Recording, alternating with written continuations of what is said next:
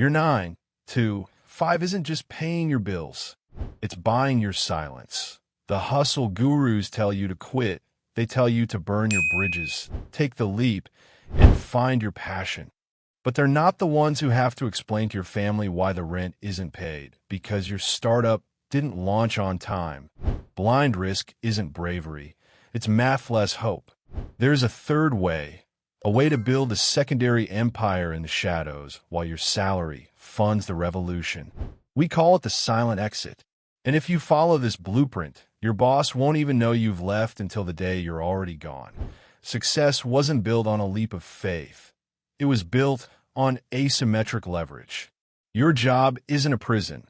It's your first and most reliable investor. Over the next 10 minutes, I'm going to deconstruct the three-phase system used by the quiet elite to transition from a fixed salary to infinite scale. No quitting stories, no generic advice, just the mechanics of the bridge. Let's begin. Success is often marketed as a high-stakes gamble, but in the upper echelons of wealth, it's a game of risk mitigation. When you sever your primary income stream before your secondary asset is mature, you enter a state of survival mode. In this state, your prefrontal cortex, the part of your brain responsible for long-term strategic thinking, literally shuts down.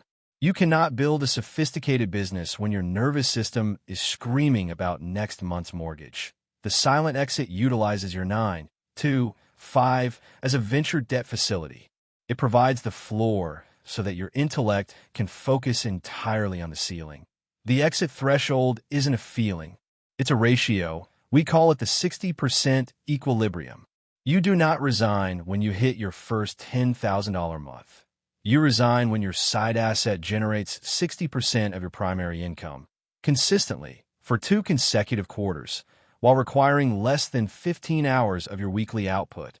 Once you remove the 40-plus hours a week you owe your employer, that 60% yield won't just double, it will compound.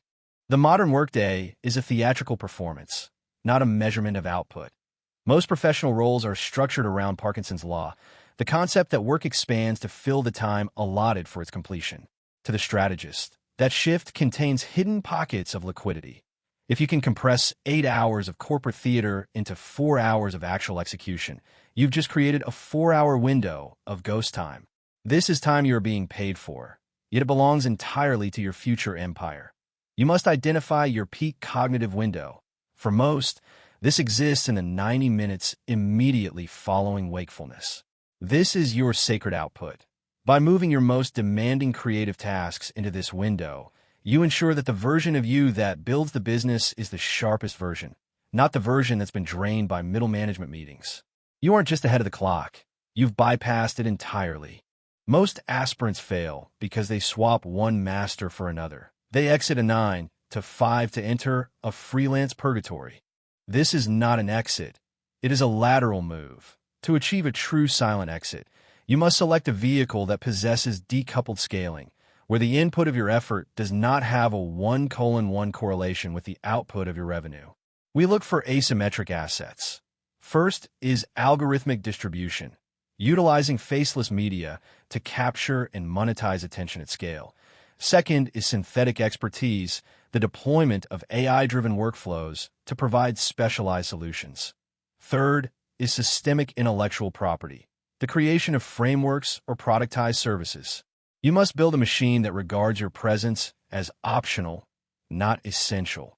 This is how you remain invisible while your bank account becomes undeniable. Amateurs exit based on a good month. Professionals exit based on retained liquidity. Seeing a 5-figure deposit in your business account is a dopamine trap. It is not a signal of freedom. Until that capital is stress-tested against taxes, overhead, and market volatility, it is nothing more than vapor equity. The silent exit requires a fiscal buffer. You are building a capital moat deep enough to sustain your current lifestyle for 12 months without a single new dollar of inflow. This isn't pessimism, it's structural resilience. The final phase is the de-risk transition. You do not quit in a blaze of glory. You perform a ghost departure. By the time you hand in your notice, the transition is already a fait accompli. You aren't stepping into the unknown. You are simply moving your physical body to the place where your mind and wealth have been living for months. The greatest barrier to your silent exit isn't a lack of capital. It's the sunk cost fallacy. You've been conditioned to equate years of corporate tenure with security. In reality, it is an anchor. True security exists in the proprietary systems you own and the market demand you command. You are not leaving a career. You are evolving beyond a primitive model of labor. The world does not reward those who wait for permission to be free.